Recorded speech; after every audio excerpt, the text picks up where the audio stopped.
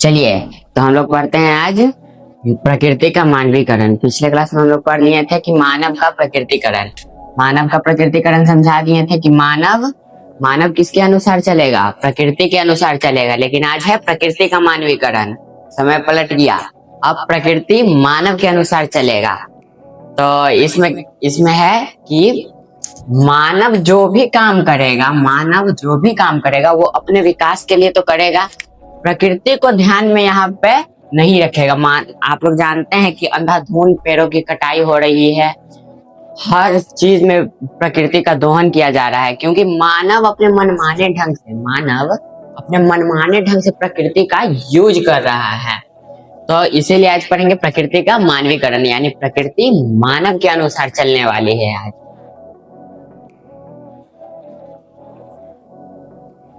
तो इसका डेफिनेशन कहता है, प्रकृति का मानवीकरण का डेफिनेशन कहता है कि समय के साथ साथ मानव प्रकृति के नियम को समझता है। उसके बाद समय के साथ साथ पर्यावरण तथा प्राकृतिक बल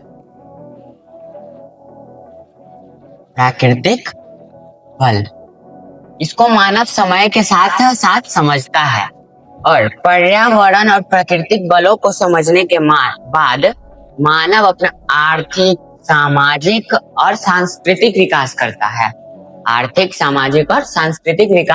है। और अपने मनमाने ढंग से प्रकृति का दोहन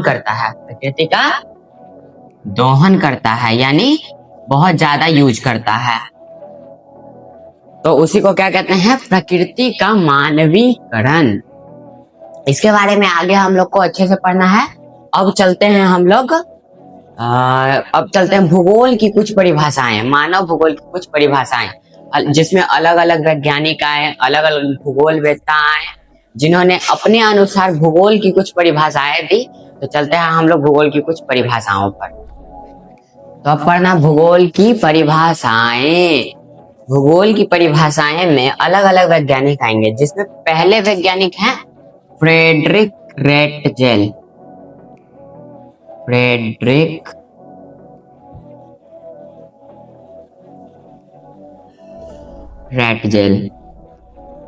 रेटजेल के अनुसार भूगोल की परिभाषा क्या है हम लोग जानते हैं। तो फ्रेडरिक रेटजेल भूगोल की परिभाषा में कहते हैं कि मानव भूगोल, मानव समाज, इनके अनुसार क्या है परिभाषा? मानव समाज और धरातल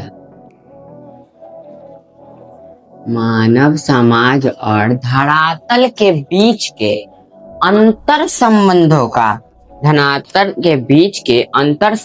का संश्लेषित अध्ययन है।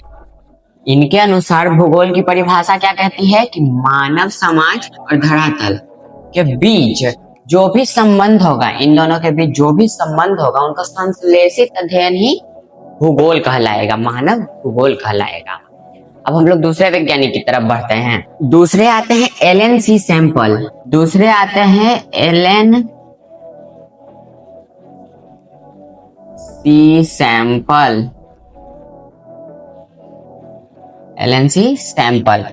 अब इनके अनुसार जानते हैं कि इनके अनुसार भूगोल की परिभाषा क्या होने वाली है। इनके अनुसार भूगोल की परिभाषा, तो ये कहते हैं कि मानव भूगोल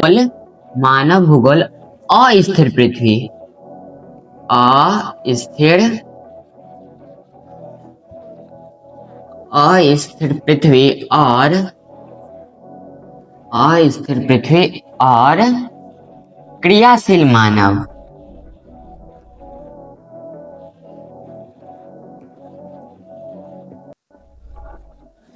एलन सी सैंपल का कहना है कि मानव भूगोल अस्थिर पृथ्वी अस्थिर है, सभी लोग जानते हैं, और क्रियाशील मानव भी क्रियाशील है, उनके बीच के अंतर संबंधों का अध्ययन मानव भूगोल कहलाता है। ये किनका कहना है? एलन सी सैंपल का कहना है। अब हम लोग बढ़ते हैं दूसरे की ओर। नेक्स्ट है Paul Vidal de la Blache. Paul Vidal Paul Vidal de la Blache, ये नेक्स्ट भूगोल वेत्ता है। इनके अनुसार मानव भूगोल की परिभाषा क्या होगी? इनके अनुसार मानव भूगोल की परिभाषा होगी कि हमारी पृथ्वी को नियंत्रित करने वाले भौतिक नियम,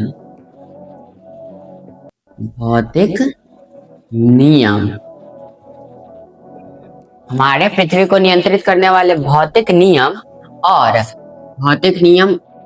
हमारे पृथ्वी को नियंत्रित करने वाले भौतिक नियम और पृथ्वी पर रहने वाले जीवों के अंतर संबंध से जो संकल्पना उत्पन्न होती है, इन दोनों के अंतर संबंध से जो संकल्पना उत्पन्न होती है उसको क्या कहते हैं? मानव भूगोल। उसी को क्या कहते हैं? मानव भूगोल। अब हम लोग नए टॉपिक की तरफ बढ़ने वाले हैं। ये हमारे भूगोल की कुछ परिभाषाएं थी, मानव भूगोल की कुछ परिभाषाएं थी। इसमें मेनली तीन ही हैं। इन तीनों का आपको याद रखना है और इनकी परिभाषाएं भी आपको याद रखनी है। अब हम लोग नेक्स्ट टॉपिक के तरफ बढ़ते हैं। जो टॉपिक हम लोग पढ़ने जा रहे हैं उस टॉपिक का नाम है पर्यावरणीय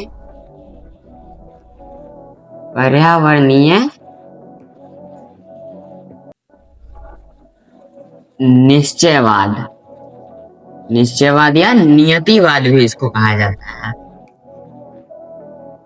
नियतिवाद टॉपिक क्या कह रहा है? पर्यावरणीय, यानी इसमें पर्यावरण की प्रधानता होने वाली है। पर्यावरणीय। तो आइए अब इस टॉपिक को हम लोग समझते हैं।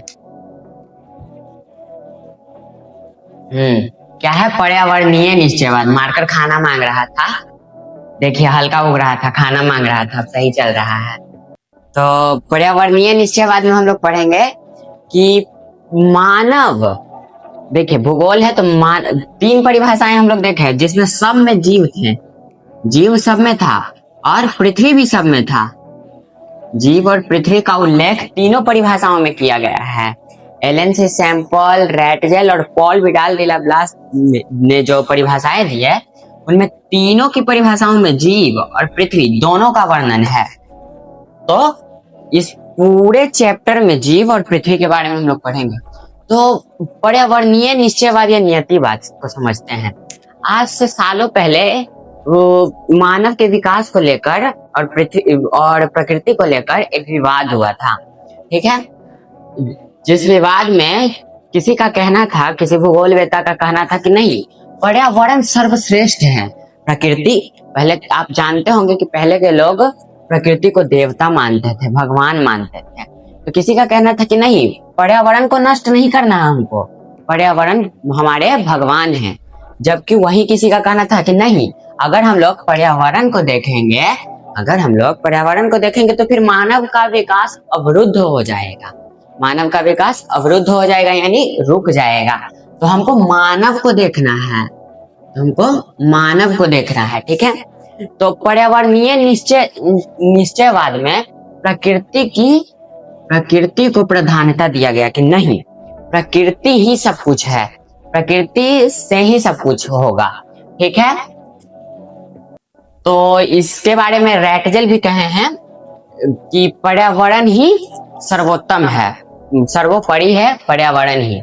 दूसरा निश्चयवाद है, घबराइएगा मत, इसका नोट्स मैं आपको दे दूंगा, मैंने बता दिया है कि आपको कैसे नोट्स प्राप्त होंगे। नोट्स के लिए आपको अपने फोन में सबसे पहले YouTube ओपन कर लेना है।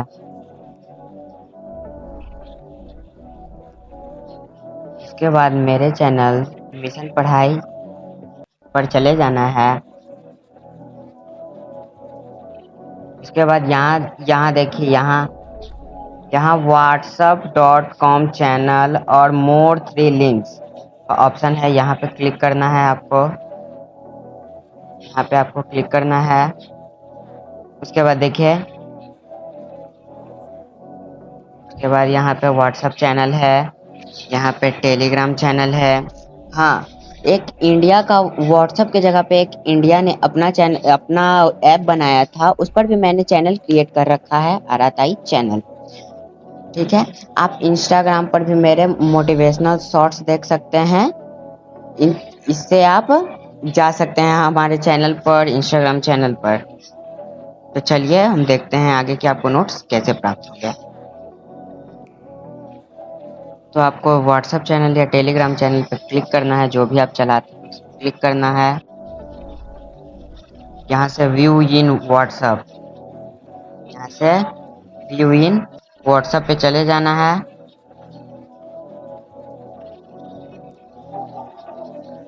ये देखिए मेरा चैनल आ गया है, ये देखिए मेरा चैनल है, ये मेरा चैनल है मिशन पढ़ाई, मेरा चैनल है। आप इसको फॉलो कर सकते हैं, आपको फॉलो का ऑप्शन आएगा, आप इसको फॉलो कर सकते हैं।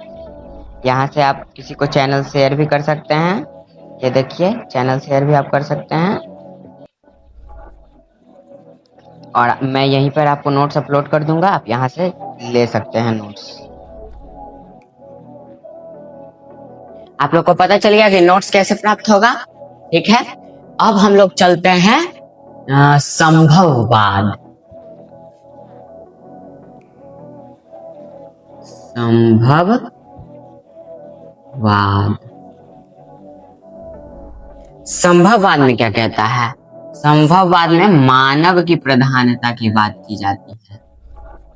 संभववाद में मानव की प्रधानता, इसमें पर्यावरणीय निश्चयवाद में पर्यावरण को सर्वोपरि माना गया, जबकि संभववाद में कहा कि नहीं, अगर हम पर्यावरण को देखेंगे तो मानव का विकास रुक जाएगा। इसीलिए संभववाद को लाया गया, जिसमें कहा कि प्रकृति को छोड़ो, पहले अपना विकास करो। ठीक है, तो मानव के विकास को लेकर यह आया था। संभववाद में एक लुसियन फेरो थे।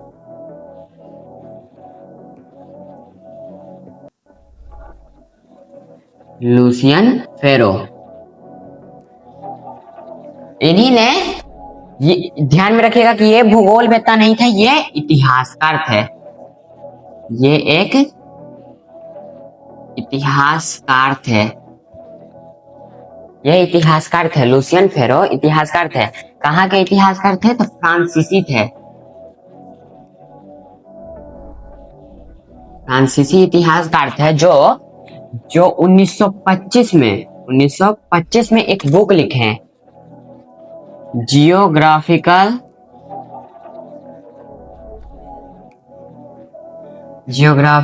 इंट्रोडक्शन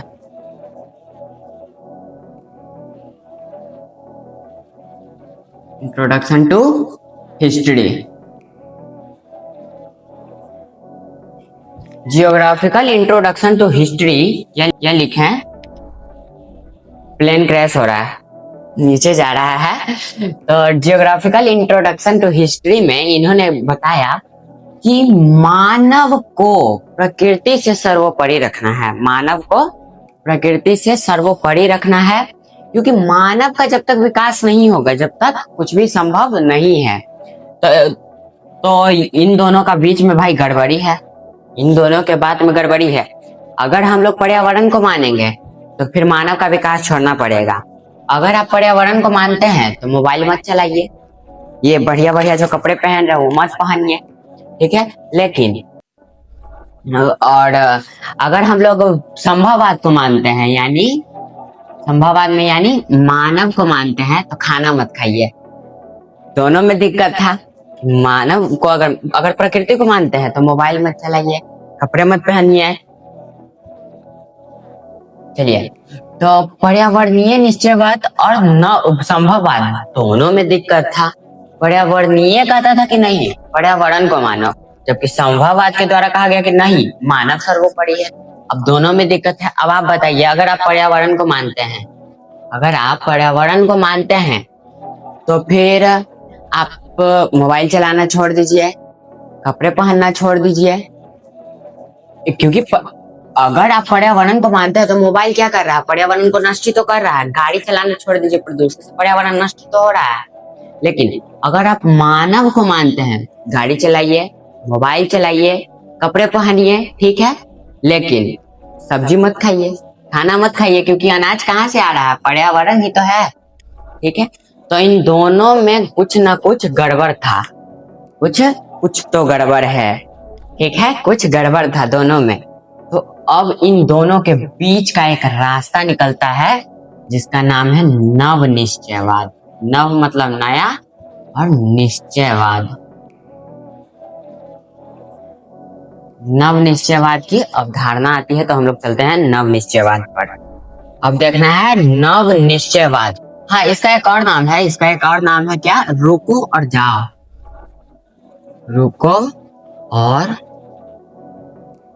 रुको और जाओ निश्चयवाद। इसका एक और नाम है रुको और जाओ निश्चयवाद। निश्चयवाद को नियतिवाद भी कहते हैं, याद रखिएगा, मैंने पहले ही बता दिया है।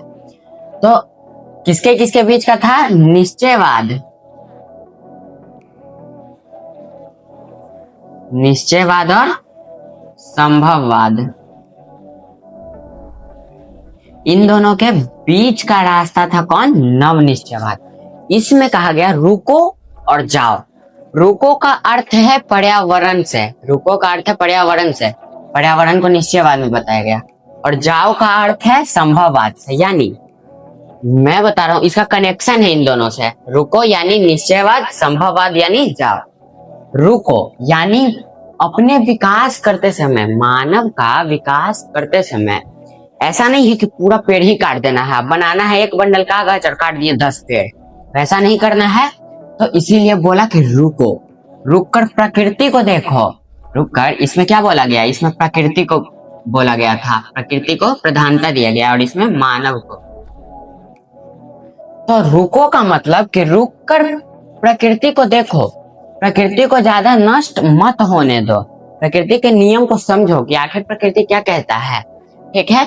और उसके बाद फिर जाओ, यानी अगर प्रकृति ठीक है, प्रकृति ठीक है, उसके बाद मानव का विकास फिर से स्टार्ट करो। तो यही हुआ कि प्रकृति और मानव, इन दोनों में से किसी की प्रधानता नहीं दी गई, इन दोनों में से किसी की प्रधानता नहीं दी गई, सब बराबर है, ठीक है। बस क्या, जब प्रकृति का दोहन होने लगे तो रुको, विकास की गति धीमी करो, और जब प्रकृति अपने पुनः अवस्था में आ जाए, पुनर्वस्था में आ जाए, तो मानव का विकास फिर से प्रारंभ करो। यही है नव निश्चयवाद। इसको ग्रिफिथ टेलर ने, ग्रिफिथ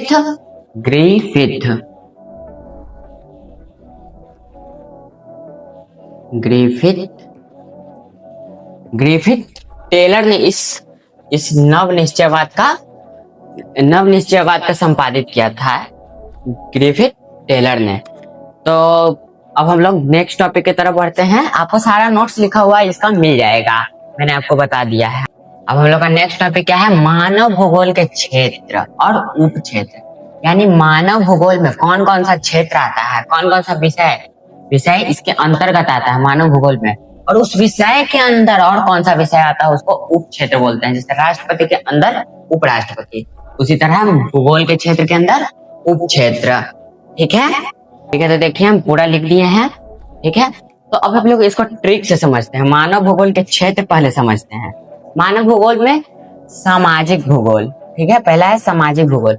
अब जहां समाज रहेगा वहां पे क्या बसेगा, मान लीजिए आप 100 परिवार हैं, 100 परिवार कहीं बसेंगे तो वो गांव बनेगा ना, नगर बनेगा ना। तो उसी तरह जहां पे समाज है वहां पे क्या बनेगा, नगरीय भूगोल, नगर बसेगा यानी नगरीय भूगोल, ठीक है।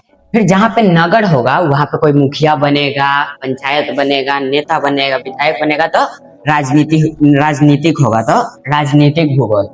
अब राजनीतिक के लिए जनसंख्या चाहिए, तो यही दोनों तो है जनसंख्या, नगर में जनसंख्या ही तो रहेगा, तो जनसंख्या भूगोल। जनसंख्या कैसे बनेगा, कोई रहेगा तब, यानी आवास। जनसंख्या, नगर में कोई आवास करेगा तब ना, तो आवास भूगोल। और लोग रहेंगे तो उनको पैसा चाहिए, हर चीज के लिए पैसा चाहिए, तो आर्थिक भूगोल। यानी समझे, जहां पे समाज रहेगा वहां नगर बसेगा। देखिए इसको मैं क्लियर अच्छा समझाता हूं। जहां पे समाज रहेगा वहां नगर बसेगा, जहां नगर होगा वहां राजनीतिक होगी, जहां राजनीतिक किस पर होगा, जनसंख्या पर, यानी जनता पर। जनता रहने आएगा यानी आवास, और जनता को क्या चाहिए, पैसा चाहिए। ठीक है, तो ये हो गया हमारा भूगोल का क्षेत्र। अब इसी से उपक्षेत्र निकालते हैं, सामाजिक भूगोल। अब किसी भी समाज में कहते हैं ना कि ये समाज क्या कहेगा, वो लड़का पढ़ता नहीं है, तो समाज क्या कहेगा, खाली घूमता है, तो वो सब क्या है कि संस्कृति, हमारे संस्कृति को बर्बाद कर रहा है, समाज यही सब कहता है ना। तो समाज जहां बसेगा वहां सांस्कृतिक भूगोल होगा, यानी जहां पे समाज वहां पे संस्कृति, जहां पे समाज होगा वहां संस्कृति होगी ही होगी। फिर है दूसरा नगरीय भूगोल। नगरीय भूगोल, नगर में ऐसा थोड़ा है कि नगर में सिर्फ पुरुष रहेंगे, महिलाएं नहीं रहेंगी, या फिर सिर्फ महिलाएं रहेंगी, पुरुष नहीं रहेंगे। तो नगर में दोनों रहेंगे, नगर में दोनों रहेंगे, लिंग भूगोल, इसको कहेंगे लिंग भूगोल। राजनीति, ट्रिक बता रहा हूं मैं आपको। राजनीति हमारे यहाँ वर्षों से चला आ रहा है, यानी इतिहास से चला आ रहा है। अंग्रेज या मुगल काल में हुआ, बहुत सारा राजा लोग हमारे पर शासन किया, यानी राजनीति किया, यानी राजनीतिक भूगोल कब से चला आ रहा है, इतिहास से, यानी ऐतिहासिक भूगोल। ठीक है, जनसंख्या को क्या चाहिए, जनसंख्या को कुछ यूज करने के लिए चाहिए ना, तो संसाधन भूगोल। जनसंख्या किसका यूज करता है, संसाधन का, तो संसाधन भूगोल। अब है आवास भूगोल। आवास भूगोल, जो लोग रहेगा वो भूखे तो नहीं रहेगा, तो आवास करने के लिए क्या चाहिए, कृषि चाहिए, इसलिए कृषि भूगोल। और आर्थिक भूगोल, पैसा कमाने के लिए कुछ तो करना होगा काम, तो पैसा कमाने के लिए क्या करेगा, छोटा मोटा उद्योग लगाएगा, इसलिए उद्योग भूगोल। समझे। जहां पहले सामाजिक भूगोल, जहां समाज होगा वहां नगर बसेगा, जहां नगर होगा वहां राजनीति होगा, जहां राजनीति होगा वहां जनसंख्या होगा, जनसंख्या जहां होगा वहां आवास होगा, जहां आवास होगा वहां लोग आर्थिक जीवन व्यतीत करेंगे, और जहां समाज होगा वहां संस्कृति होगी, जहां नगर होगा वहां लिंग भूगोल होगा, जहां राजनीति होगा, राजनीति कब से चला आ रहा है, इतिहास से, इसलिए ऐतिहासिक भूगोल। जनसंख्या को क्या चाहिए, संसाधन, इसलिए संसाधन भूगोल। आवास करने के लिए क्या चाहिए, कृषि, यानी खाना पीना, तो कृषि करना होगा, कृषि भूगोल। और आर्थिक, यानी पैसा के लिए क्या करना होगा, काम, तो काम कहाँ करेगा, छोटा मोटा उद्योग में, इसलिए उद्योग भूगोल। तो आपका ये वाला चैप्टर खत्म होता है, चैप्टर 1 का समाप्त होता है। अब चैप्टर 2 के बारे में हम लोग जनसंख्या के बारे में पढ़ेंगे। इस चैप्टर को आपको याद करना है, इस चैप्टर को आपको बढ़िया से याद करना है। हमारा ये चैप्टर आपका खत्म होता है आज यहाँ। अब हम लोग चैप्टर 2 की तरफ बढ़ेंगे, जो नेक्स्ट क्लास में होगा। इस चैप्टर को बढ़िया से याद कर लेना है, ठीक है, क्योंकि बिना पढ़े टॉपर नहीं बनेंगे। हम तो पहले ही क्लास में बता दिए थे कि आपको टॉपर बनना है, ठीक है। मैं PYQ के बारे में बता देता हूँ। PYQ यानी प्रीवियस ईयर्स क्वेश्चन बैंक। इसमें 2 तरह के क्वेश्चन बैंक आएंगे आपके। एक तो होगा ईयर वाइज, एक होगा ईयर वाइज, दूसरा होगा chapter and topic wise, chapter and topic wise, ठीक है। तो आपको कौन सा लेना है, कौन सा बेटर रहेगा, आपके लिए ये बेटर रहेगा। 10th में आप क्या लिए हैं नहीं लिए हैं इससे कोई फर्क नहीं पड़ता है। 12th में आपको chapter wise and topic wise लेना है। मैं बताता हूं क्यों। PYQ कौन सा, ईयर वाइज और चैप्टर एंड टॉपिक वाइज। मैं आपको ये क्यों लेने के लिए बोल रहा हूँ, ये देखते हैं। ईयर वाइज में आपके क्या होंगे, ईयर वाइज क्वेश्चन बैंक होगा। जैसे 2009 से ले लीजिए, 2009, 10, 11 ऐसे। 2009 में जितना क्वेश्चन हिंदी में पूछा गया होगा वो एक जगह, फिर 2010 का हिंदी एक जगह, 2011 का हिंदी एक जगह, ऐसे होगा पूरा, ठीक है। लेकिन इसमें क्या होगा, इसमें ईयर वाइज होगा। 2009 में जितना है, 2009 में जो बच्चे एग्जाम दिए होंगे उनके क्वेश्चन पेपर एक जगह आपको मिलेंगे, ठीक है, हिंदी, इंग्लिश, मैथ ऐसे करके। लेकिन चैप्टर वाइज में आपको क्या मिलेगा कि चैप्टर वाइज में मान लीजिए कि 2009 में आपके चैप्टर 1 से, चैप्टर 1 मान लीजिए हिंदी का बातचीत है, 12th का चैप्टर 1 हिंदी में बातचीत है। तो 2009 से अभी 2026 चल रहा है, तो 2026 में एग्जाम हो चुका है 12th का। तो 2009 से 2026 तक में जितना भी क्वेश्चन चैप्टर 1 से आया है हिंदी का, वो सारा आपको एक जगह मिल जाएगा। वो सारा आपको एक जगह मिल जाएगा। किसमें? इसमें chapter wise and topic wise PYQ में। चैप्टर 1 बातचीत से जितना भी क्वेश्चन आया रहेगा आज तक 2009 से 2026 कितना हुआ? 17 साल का क्वेश्चन हो गया ना। हाँ 17 साल का। तो आपका 17 साल का क्वेश्चन आपको एक जगह मिलेगा चैप्टर 1 से। इससे आपको क्या होगा? आप चैप्टर 1 हिंदी में आप चैप्टर 1 पढ़ें, बुक पढ़ें, उसका नोट्स बनाएं, उसके बाद आप इससे पूरा क्वेश्चन याद कर लिए, आपका चैप्टर 1 कंप्लीट। फिर चैप्टर 1 से कभी भी क्वेश्चन आए तो आप बना लीजिएगा। फिर देखिए चैप्टर 1 से कभी भी क्वेश्चन आएगा तो आप बना लीजिएगा। क्योंकि देखिए आपको मेहनत तो करना पड़ेगा, ये ज्यादा का नहीं है, ये 200 से 250 में आ जाएगा, 200 से 250 में आपका आ जाएगा। और पढ़ने के लिए इतना कोई बड़ी बात नहीं है, इतना लगाना कोई बड़ी बात नहीं है। आपको ये क्वेश्चन बैंक आपको खरीद लेना है और उससे चैप्टर वाइज आपको मैं चैप्टर पढ़ा दूंगा, आपको उससे क्वेश्चन प्रैक्टिस करनी है, ठीक है। क्योंकि याद रखिएगा कि मेहनत जीवन में अगर आपको सफल होना है तो मेहनत आपको करना पड़ेगा। क्योंकि अगर आसमान में उड़ना है बादलों की तरह तो मेहनत करना सीख लीजिए पागलों की तरह। तो मिलते हैं नेक्स्ट क्लास में। Have a nice